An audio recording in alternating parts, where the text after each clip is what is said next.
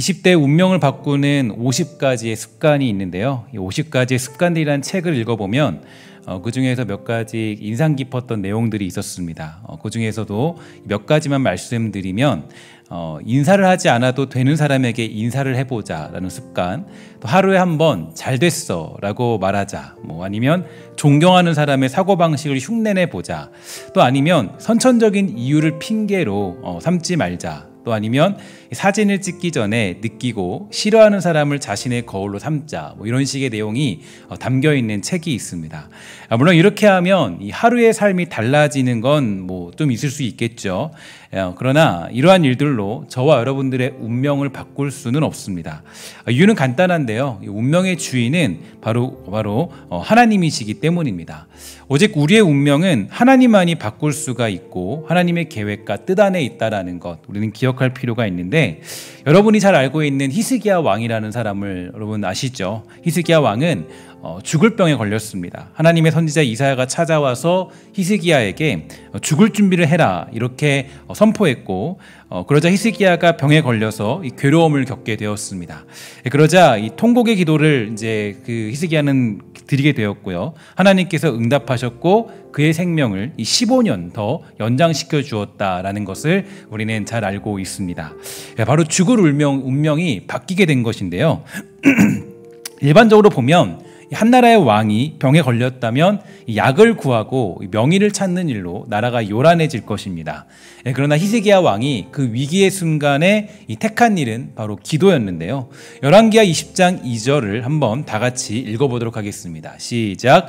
히스기야가 낯을 벽으로 향하고 여호와께 기도하여. 아멘. 그는 얼굴을 벽으로 향했고 오직 하나님 안에서 해답을 찾겠다라는 그런 다짐을 하게 되죠. 즉 골방에 들어가서 하나님 안에서 길을 찾고 또 뜻을 찾겠다라는 믿음을 보였습니다. 그리고 하나님은 그의 기도에 응답하셨는데요. 열왕기하 20장 6절을 보면 다음과 같이 말씀하십니다. 내가 내 날에 15년을 더할 것이고 내가 너와 이 성을 아수르 왕의 손에서 구원하고 내가 나를 위하고 또 내 종 다윗을 위함으로 이 성을 보호하리라 하셨더라. 아멘. 이렇게 되어 있죠. 분명 히스기야 왕은 죽을 병에 걸려서 이제 모든 것을 정리해야 되는 그런 시기였지만 하나님께 간절히 기도하여서 이 생명을 15년이나 연장받습니다. 바로 죽을 수밖에 없는 인생이었지만 이 기도함으로 인생을 바꾸게 된 것이고 새로운 운명이 그에게 주어진 것입니다. 바로 이것이 저와 여러분들의 운명, 그 운명을 바꾸는 유일한 길입니다. 하나님께서는 선지자 이사야를 통해서 분명히 선포하셨습니다. 그러니까 어떤 선포냐? 너는 죽을 것이다 라고 분명히 선포하셨죠. 그러나 골방에 들어가서 낯을 벽으로 향하여 기도했던 히스기야, 그러니까 그 기도로 인하여서 새로운 운명이 결정되게 된 것입니다. 바로 히스기야는 하나님께 기도했고 하나님께서는 이 생명을 연장해 주셨는데요. 여기서 우리는 한 가지 중요한 명제를 발견할 수가 있게 되죠. 바로 하나님은 백성들의 기도를 듣고 뜻을 돌이키더라도 응답하는 분이시더라라는 것을 알 수가 있게 됩니다. 특히 이러한 일은 출애굽기 32장에서도 자세히 나타나는데 바로 이 일 후에 있었던 일인데요. 이 모세가 40일 동안 시내산에 올라가고 없었을 때 일입니다. 이스라엘 백성들은 제단을 쌓고 금으로 송아지 형상을 만들어 숭배했죠. 이에 하나님께 진노하여서 이 이스라엘 백성들을 진멸하겠다 이렇게 하나님은 선포하시고 말씀하십니다. 그러나 그때 이 모세는 하나님 앞에 나아가서 그들의 죄의 용서를 위해 기도했고 하나님께서는 뜻을 돌이켜서 이 화를 내리지 않기로 결정하십니다. 즉 모세의 기도가 하나님의 뜻을 돌이킬 수 있었다라는 것을 우리는 알 수가 있게 되죠. 자, 오늘 이제 우리가 보는 본문도요 마찬가지입니다. 오늘 우리가 보는 본문도 이 한 사람의 기도가 이스라엘 백성의 전체적인 운명을 바꾼다라는 것을 알 수가 있는 그런 내용. 바로 이게 아까 말씀드렸던 그 이유의 내용, 그 민수기 이유의 내용에 바로 오늘 본문이 먼저인데요. 이 본문도 한 사람의 기도가 이스라엘 백성의 전체적인 운명을 바꾼다라는 것을 알려주고 있는 중요한 대목이 됩니다. 원래 이스라엘 백성들은 이 불평과 원망으로 인하여서 사라질 그런 운명이었습니다. 하나님은 분명히 진노하셨고 하나님은 이들을 멸절시킨 후에 새로운 민족을 세우려 하신 것을 잘 알 수가 있죠. 하지만 그때 모세는 간청하면서 기도합니다. 그리고 하나님은 그의 기도를 들으시고 이스라엘 백성들에게 새로운 길을 허락해 주시죠. 그러면 하나님께서 이렇게 응답하신 이유가 무엇일까라는 것을 좀 곰곰이 생각해 볼 필요가 있는데요. 특히 저는 히스기야도 하나님께 응답받았잖아요. 그럼 우리는 기도하면 모든 것 운명이 다 바뀌는가, 이런 생각을 할 수가 있게 되는데, 바로 이 히스기야나 모세를 봤을 때, 또 나중에 예수님의 이야기를 들어봤을 때 이제 하나님이 응답하시는 이유, 그 이유는 다른 데 있다라는 것을 우리는 알 수가 있게 됩니다. 그냥 우리가 기도했다고 우리의 운명이 바뀌고, 그냥 내가 기도했다고 어떤 응답을 받는 것, 그런 것이 아니라 바로 하나님은 조금 다른 것을 요구하시고 응답받는 이유는 다른 것에 있다라는 것을 알 수가 있음을 성경은 우리에게 알려주고 있습니다. 그러면 하나님께서 이렇게 응답하신 이유가 어떤 것일까? 일단 오늘 본문을 보면 하나님은 백성들을 멸하려 하셨다는 것을 알 수가 있습니다. 지난주에 본 것 같이 하나님은 무척이나 진노하셨고, 내가 언제까지 너희들의 불평과 원망을 들어야 되느냐, 내가 너희들이 베푼 것이 얼만큼인데 언제까지 내가 이런 대우와 이런 처사를 당해야 되느냐라는 하나님의 아주 진노하신 모습을 우린 지난주에 볼 수가 있었습니다. 그래서 하나님은 그들에게 영광 중에 나타나셨고, 하나님이 계시다라는 것을 온 백성에게 하나님이 직접 스스로 보여준 후에 이 모세에게 이 말씀하시는 내용이 오늘 본문에 나타나고 있죠. 하나님은 백성들을 심판하려 했지만 이 모세가 이제 하나님께 기도합니다. 그리고 이 좀 장면을 보면요, 이 모세가 오히려 하나님을 설득하는 것 같은 그런 내용이 담겨져 있어요. 그래서 하나님을 뜯어 말리는, 마치 하나님이 심판하려고 하는데, 내용을 보면 이 모세가 정말 하나님 제발 그러시면 안 됩니다 라고 그렇게 뜯어 말리는 그런 형국이 나타나고 있습니다. 13절 이하를 보면요, 이런 내용이 나타나고 있죠. 이 모세가 여호와께 여짜오되 애굽인 중에서 주의 능력으로 이 백성을 인도하여 내셨거늘 그리하시면 그들이 듣고 이 땅 거주민의 전하리이다. 주 여호와께서 이 백성 중에 계심을 그들도 들었으니 곧 주 여호와께서 대면하여 보이시며 주의 구름이 그들 위에 섰으며 주께서 낮에는 구름 기둥 가운데에서는 밤에는 불 기둥 가운데서 그들 앞에 행하시는 것이니이다. 아멘. 이렇게 되어 있죠. 그러니까 모세는 하나님께서 능력을 보이셨는데 그 능력으로 보냄을 받은 백성들이 이렇게 죽는다면 아무런 의미가 없지 않습니까? 라고 모세가 설득하고 있는 내용이 담겨져 있습니다. 그러니까 하나님의 진노를 거두어 주십시오 라고 모세가 말하고 있죠. 그리고 15절과 16절을 보면 매우 중요한 메시지가 나오는데요. 바로 이 메시지가 아주 중요한 메시지입니다.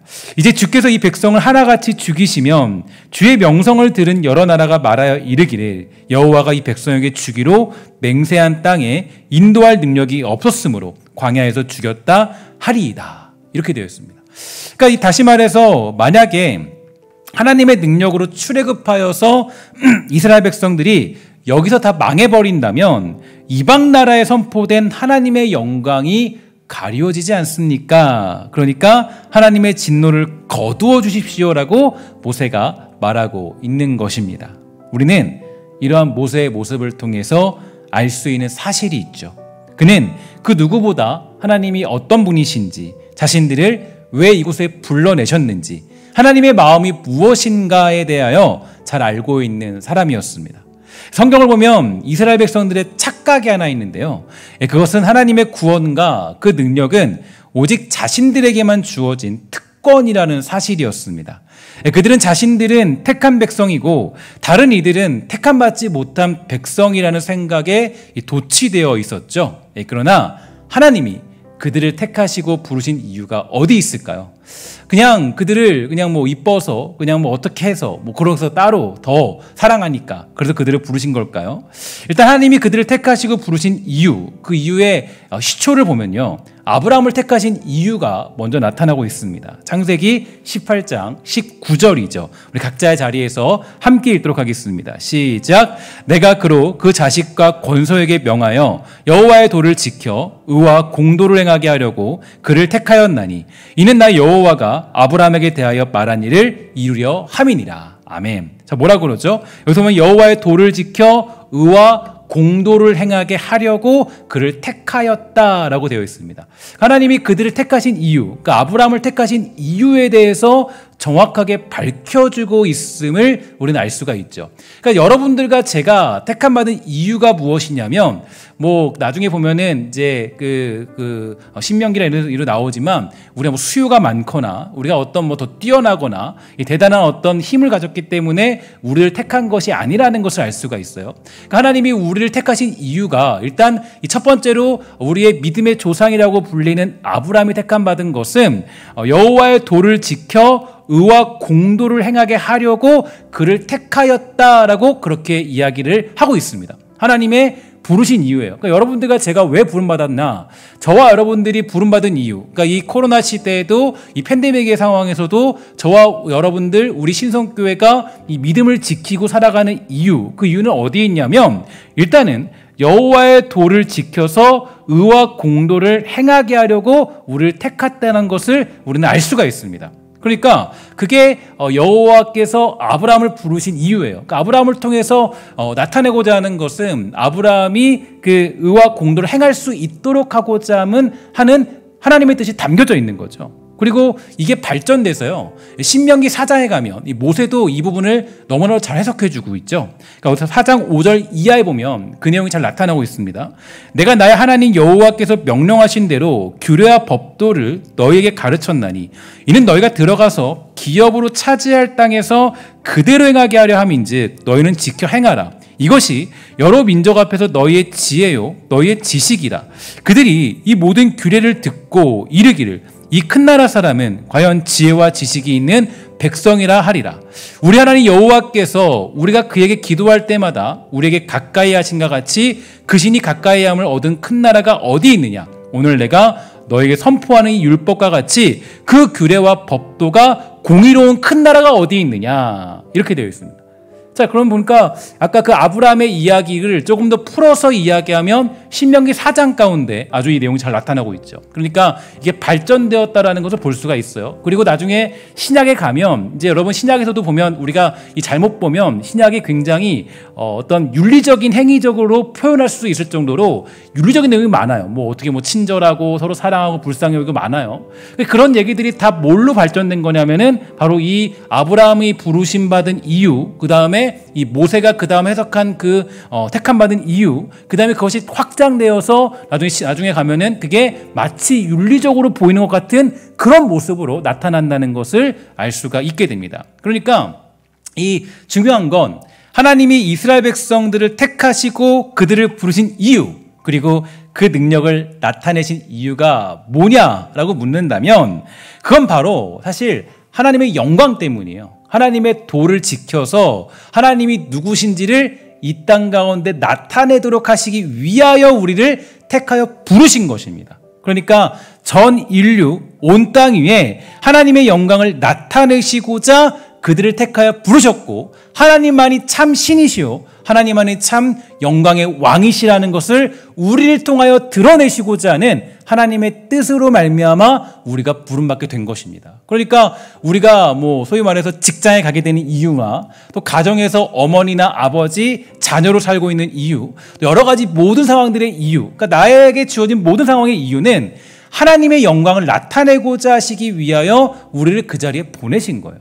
그러니까 아까 아브라함으로 얘기하면 의와 공도를 지켜서 하나님이 누구신지를 나타내고자 하기 위하여서, 또한 신명기식으로 얘기하면 바로 하나님, 우리가 의와 공도를 지킴으로 말미암아, 율법과 규례를 지킴으로 말미암아 이 큰 나라 사람, 이 위대한 사람들은 도대체 누구냐라는 질문을 갖도록 하기 위해서 우리를 부르셨다라고 이 신명기까지 나타나는 해석으로 보면 알 수가 있게 됩니다. 그래서 이 한 이스라엘 백성들은 이 부름받은 이유가 거기에 있는 거죠. 그러나 이스라엘 백성들은 하나님이 부르신 이유와 목적은 기억하지 아니하고 이 자신이 살고자, 죽고자 하는 문제로 이 마음이 흔들리기 시작합니다. 그래서 이 주어진 땅을 포기하고 또 거기서 주저앉는 이유가 어디에 있냐면 바로 거기에 있는 거. 하나님이 부르신 이유와 목적을 잊어버린 거, 상실해버린 거예요.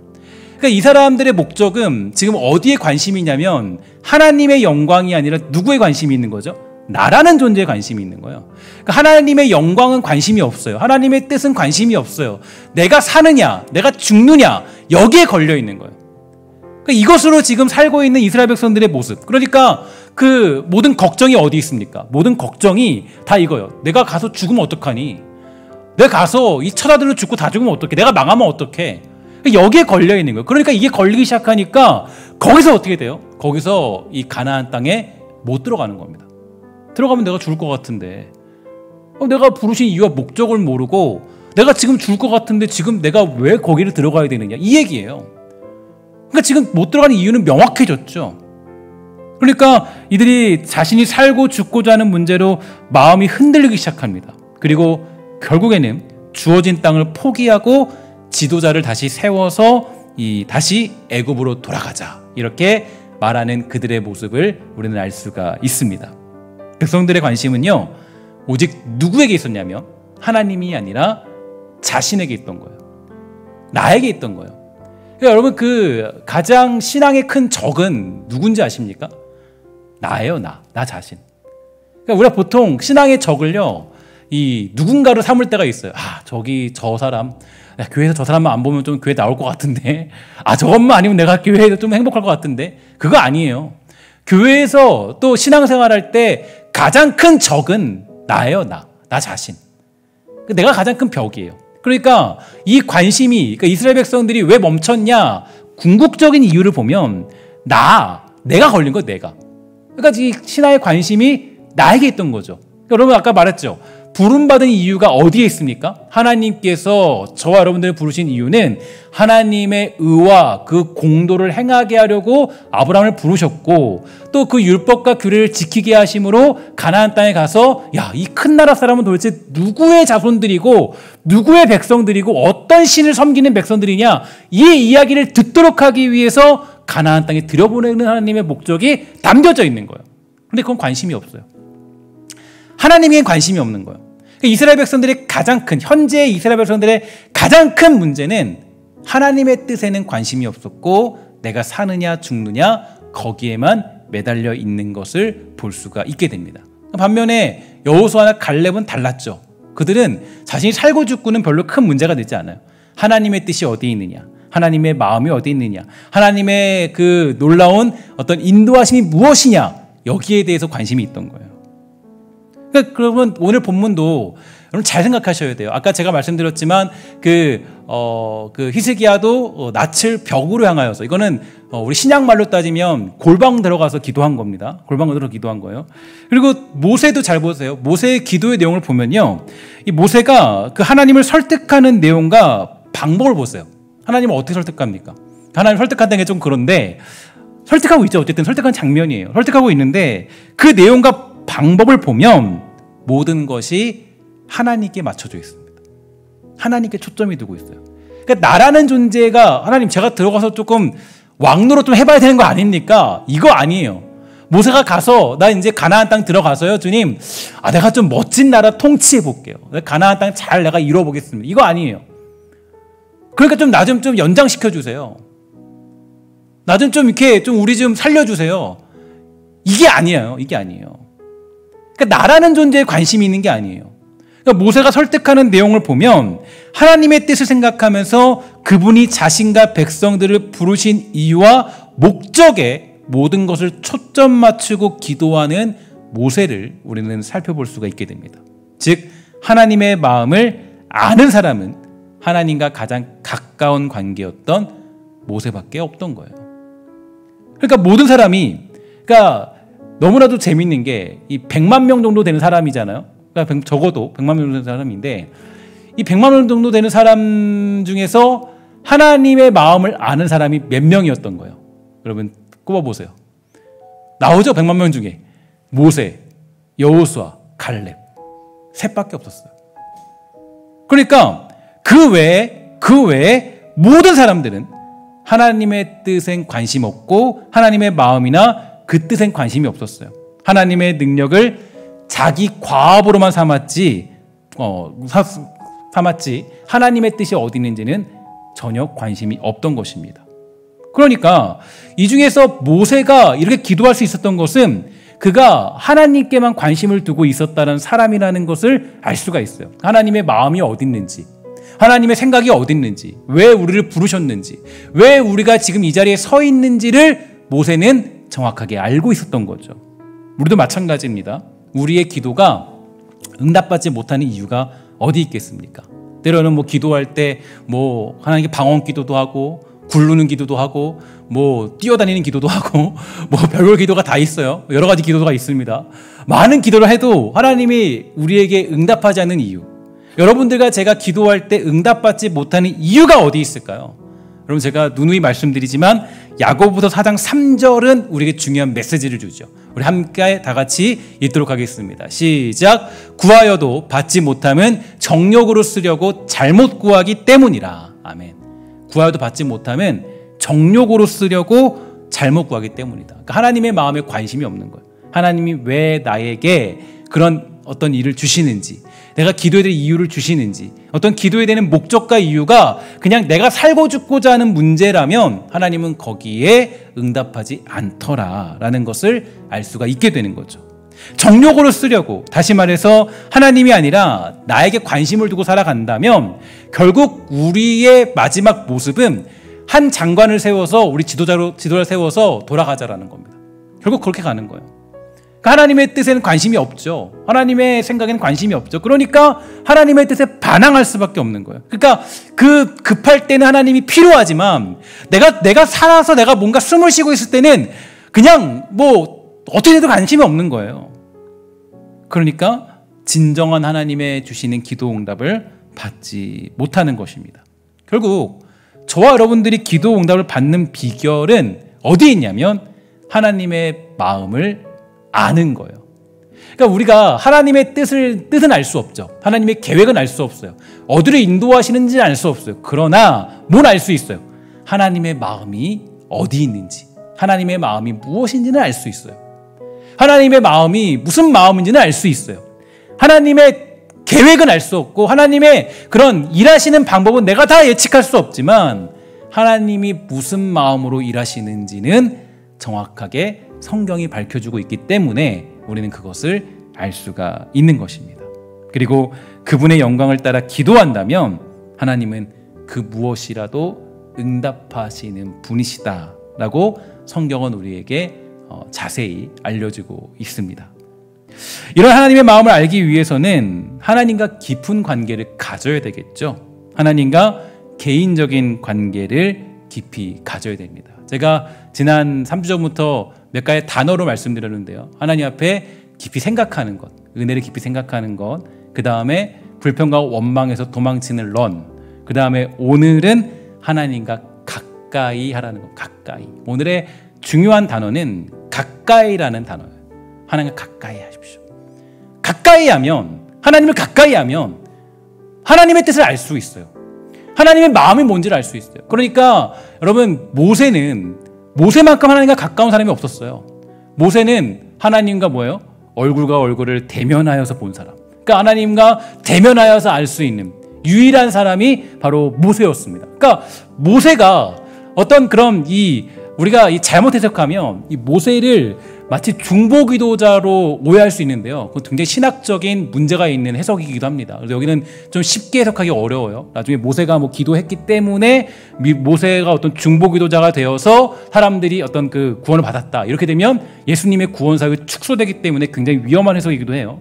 그러니까 사실 모세가 그 하나님의 어떤 그런 그 백성들을, 민족들을 구원할 수 있었던 이유는 그가 뭐 중보기도자가 되는 그런 역할을 한 것이 아니라 그가 하나님의 마음을 알고 기도했기 때문이에요. 이게 되게 중요한 메시지죠. 그래서 여러분, 하나님과 가까워지셔야 돼요. 가까이. 하나님의 뜻이 무엇인지를 아셔야 돼요. 그러니까 여러분, 가까운 사람들은 말하지 않아도 알아요. 그 사람의 마음이 어떤지. 그렇죠? 가까운 사람들은요, 여러분, 그 남편이 보면 알죠? 모르면 이상한 거죠. 그죠? 그 아내가 어떤지 보기만 해도 알죠? 가까운 사람이기 때문에. 근데 모르는 사람은 몰라요. 저 사람이 어떤 생각인지 뭔지 모르죠. 가까이. 하나님의 마음이 어디 있는지 모세는 그냥 척하면 척이었던 거예요. 그냥 하나님 이렇게 딱 움직이면 하나님 이렇게 하시는구나. 하나님 이런 마음이구나. 가까이. 그러니까 가까이 하는 게 중요해요. 가까이 하는 게. 지난 주간에 저는 휴가를 보냈습니다. 휴가기도 했지만 그 오전에는 이제 온라인 세미나를 다 들었기 때문에 저는 휴가를 보냈는지 수련회를 보냈는지 굉장히 뜻깊은 시간이었어요. 어쨌든 온라인으로 세미나를 들었습니다. 그리고 현재 우리가 처한 상황, 그리고 앞으로 우리가 가야 될 길에 대하여 생각해 볼 수 있는 시간이었어요. 일단 현재 우리가 처한 상황은 그 온라인은 그 세미나를 통해서 들었던 얘기는, 어쨌든 우리가 처한 상황은 오프라인과 온라인이 혼합된 이 하이브리드 신앙생활에 놓여 있습니다. 그러니까 결합되어 있는 거죠. 오프라인과 온라인이 함께 병행되는 그런 시기. 그러니까 여러분 신앙을 유지하기 위해서 여러분 기억하셔야 돼요. 온라인이라고 막 배제시키면 안 돼요. 온라인 이거 좀 이상한데? 나는 온라인 몰라. 그러면 안 돼요. 온라인에 적극적으로 아셔야 돼요. 여러분 막 나는 주소 눌러도 난 모르겠는데? 이러면 안 돼요. 줌 이런 거 여러분 줌 같은 거 여러분 열심히 공부하셔야 돼요. 유튜브 공부하셔야 돼요. 왜냐하면 그래야 신앙을 지킬 수 있어요. 요즘 시대가 그래요. 앞으로 그렇게 시대가 점점 더 어떻게 보면 더 그렇게 발전될 거예요. 신앙도 마찬가지예요. 그냥 나는 핸드폰으로 보는 거 이상해. 그러면 안 돼요. 핸드폰으로 보는 방법도 익숙해지셔야 돼요. 집중할 수 있는 시간들을 마련해 주셔야 돼요. 그러니까 여러분 지금은 온라인과 오프라인이 혼합되어 있는 그런 시대입니다. 그래서 이제 두 가지 상황은 우리가 피할 수 없는 길이고 앞으로 온라인의 확대는 더욱 강력해질 것이라는 것을 그 세미나를 통해서 배우게 되었습니다. 그런데 정말 재미있는 조사가 있었는데요. 여러분 미국 교회 조사만으로 이제 그 통계로 봤을 때 많은 사람들이 생각하기를 교회 위기가 언제 찾아왔냐? 여러분 생각하면 언제인 것 같아요? 온라인으로 보고 있는 분도 언제인 것 같아요? 대부분 생각하기를 팬데믹이 왔을 때, 그러니까 코로나19가 왔을 때 거기도 교회가 예배드리지 못했거든요. 못했고 굉장히 힘들었는데 지금은 이제 예배할 수 있다 그래요. 근데 이제 지금 어쨌든 그 예배드리지 못했을 때 그때 교회 위기가 찾아왔다. 팬데믹으로 인하여서 이제 교회가 위기가 찾아왔다. 사람들이 떠나기 시작했고 보일 수 없었고 많은 문제가 찾아왔다라고 사람들이 생각하고 추측했습니다. 그런데 제가 통계 조사를 보면서 깜짝 놀란 것이 있어요. 언제부턴가 보니까요. 그때 보니까 약 한 제가 기억하기로는 2008년, 9년도라고 되어 있어요. 그때부터 미국 교회가 하향세로 떨어집니다. 쭉. 그러니까 그때는 팬데믹과 관련 없잖아요. 2009년, 8년 그때 하향세로 미국 교회가 떨어지고 신앙률이 굉장히 그때부터 이제 감소되는 것을 볼 수가 있어요. 왜 그러냐라고 통계를 조사하는 그 단체에서 보니까 왜 그러냐 보니까요. 이유가 있더라고요. 뭐냐면 그때 뭐가 등장인지 아세요? 그때부터 아이폰의 등장이 시작한 겁니다. 그때부터 이제 스마트폰이라는 게 대중화되기 시작한 거죠. 그리고 그때부터 하나님과 가까워졌던 사람들이 뭐와 가까워지는 거예요? 스마트폰과 가까워지셨던 거예요. 그때부터. 분석을 해보니까 그때 가장 큰 대두는 그 시점에 있었더라. 그때부터 무너지기 시작한 거죠. 그래서 손에 전자기기가 생활화되면서 교회 위기는 심각하게 대두되었고, 그리고 그 상황 속에 교회는 팬데믹을 맞이했고 교회는 위기 상황에 몰려오게 된 것입니다. 그러니까 하나님과 가까워졌던 사람들이 뭐랑 가까워지기 시작한 거예요? 스마트폰과 가까워지기 시작한 거예요. 그래서 저는 사실 그 통계를 보면서 이 하나님의 뜻은 대단하다라는 것을 알 수 있는 게, 우리가 스마트폰으로 맨날 딴짓만 하니까 그렇죠? 스마트폰으로 맨날 딴짓만 하니까 하나님의 뜻이 놀랍다라는 걸 나름대로 그냥 저는 좋게 해석을 해봤습니다. 하나님이 왜 팬데믹을 주셨는가 보니까 그걸 통해서 또 우리를 이제는 예배하는 도구죠. 이제는 이 스마트폰이 없으면 예배하기 어렵죠. 그렇잖아요. 저도 사실은 그 설교 준비할 때 항상 스마트폰이 있는데, 왜냐하면 거기에 성경 검색하는 게 제가 성경을 연구하는데 편하게 되어 있습니다. 그걸 보면서 같이 해요. 그 스마트폰이라는 게 굉장히 이제는 우리의 신앙을 유지하는데 굉장히 좋은 도구가 됐어요. 하나님의 뜻이 무섭죠. 대단하죠. 저는 나름대로 그렇게 해석을 해봤어요. 그러니까 우리가 스마트폰으로 인하여서 무너져 버렸습니다.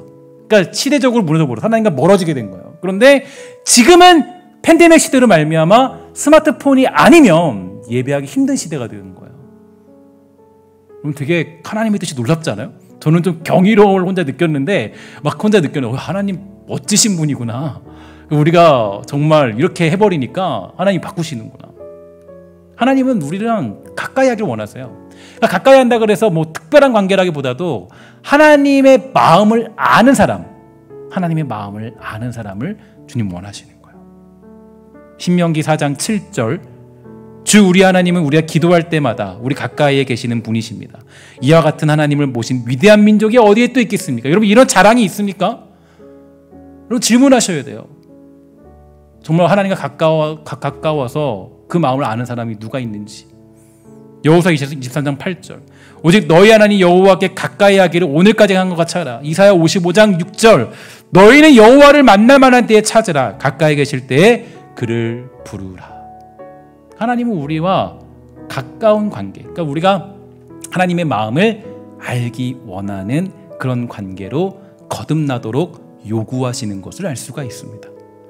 스마트폰의 등장으로 많은 성도들이 하나님과 멀어졌고 교회 생활이 무너졌다는 것을 저는 그 통계조사를 통해서 확실히 확인할 수 있었어요. 그러니 팬데믹과 관계없이 교회는 위기가 찾아왔고 하나님과 멀어지며 교회의 능력은 점점 사라지게 된 것입니다. 그러므로 여러분, 교회가 진정으로 그 능력과 위상과 명예를 회복하는 방법은 어디 있겠습니까?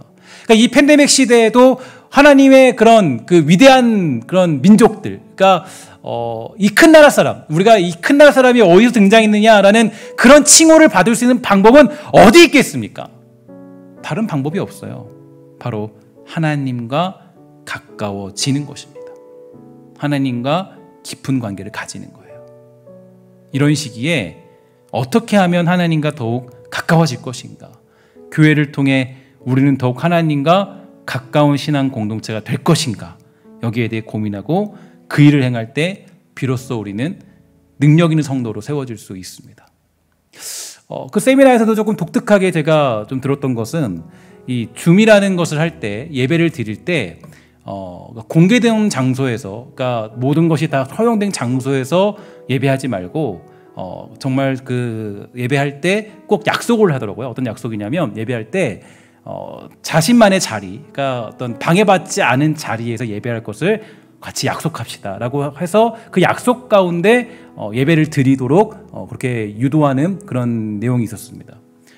되게 중요하더라고요. 제가 그걸 보면서 뭘 생각이 들었냐면 골방이라는 게 또 골방.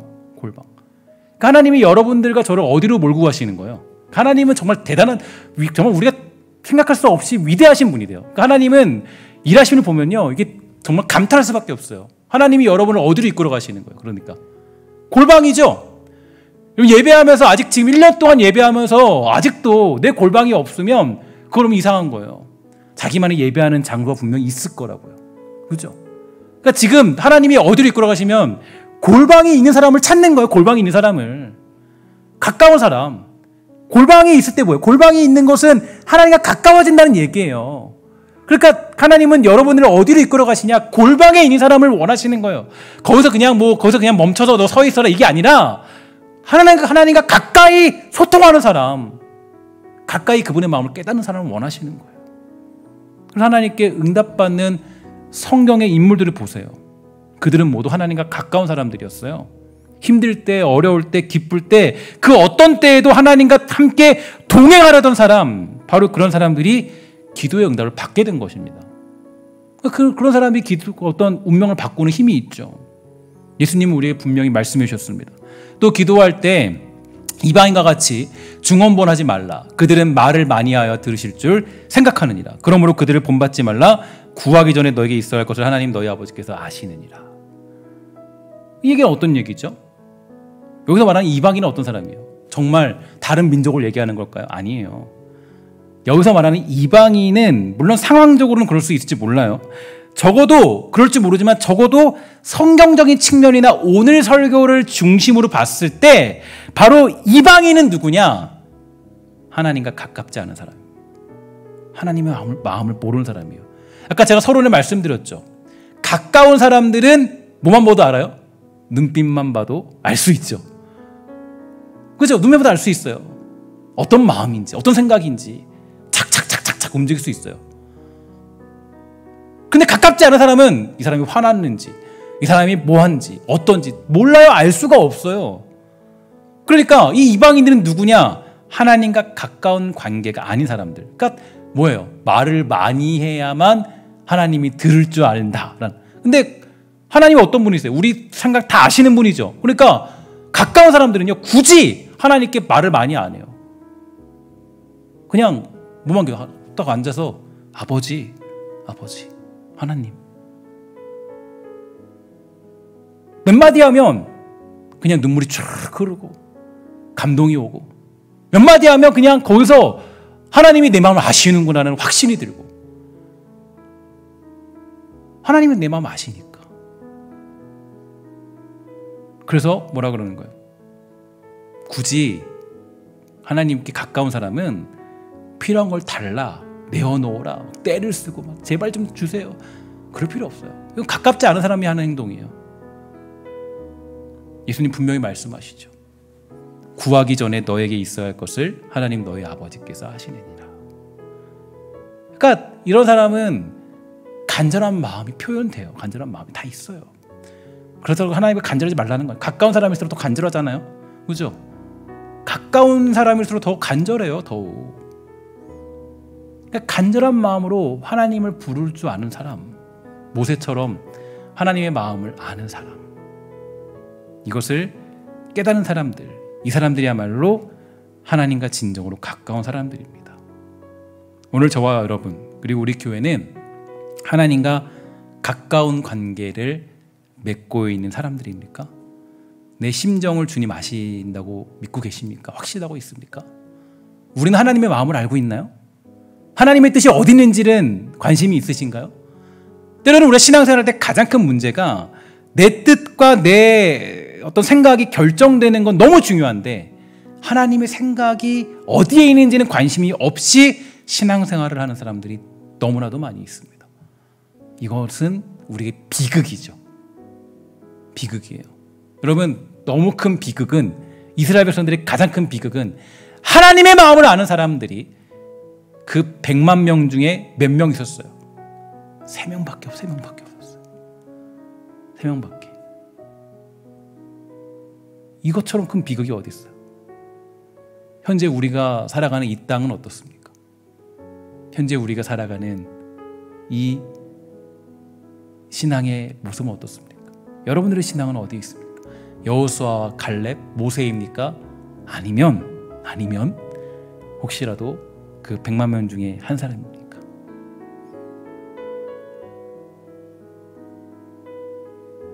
오늘 우리가 이 팬데믹 시대에 여러분과 제가 가야 될 길과 방향은 하나님과 가까워지는 것입니다. 하나님은 여러분들과 우리 교회와 가까워지기를 원하시는 분이세요. 그래서 여러분, 정말 이 팬데믹 상황이 끝났을 때 우리 더욱 기쁨으로 주님을 선포하고 그 뜻을 나타내는 것을 즐겨할 줄 아는 하나님과 가까운 사람이 다 되시기를 주의 이름으로 간절히 부탁을 드리겠습니다. 하나님은 여러분을 더욱 가까이 하시기 위하여서 팬데믹이라는 기회를 주셨어요. 여러분, 이게 그냥 비극적이다, 야 우리 괴롭다 라고만 생각하시면 안 되고, 이 상황을 통해서 하나님은 여러분들과 가까워지고 싶으심을 우리에게 나타내 보여주셨습니다.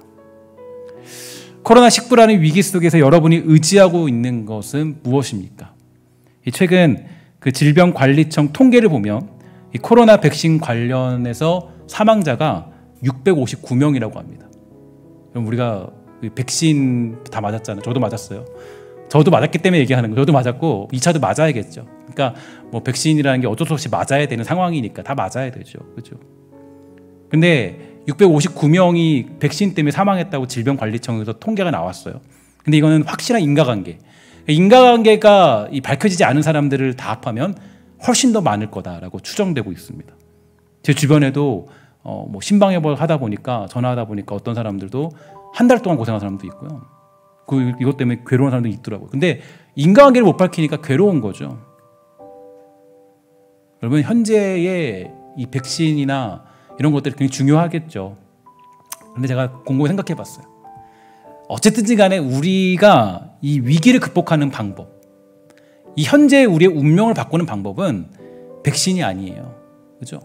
물론 백신은 하나님이 주신 수단일 수 있어요. 그러나 그게 우리의 궁극적인 답은 아닙니다. 하나님이 요구하시는 게 뭔지 깨달으셔야 돼요. 뭐냐? 바로 하나님이 우리에게 주시고자 하는 해답. 그 해답은 이 시간을 통하여서 하나님과 가까워지는 거예요. 하나님 가까워지는 거. 하나님의 뜻이 어디 있는지. 우리 그동안 관심 없이 살았잖아요.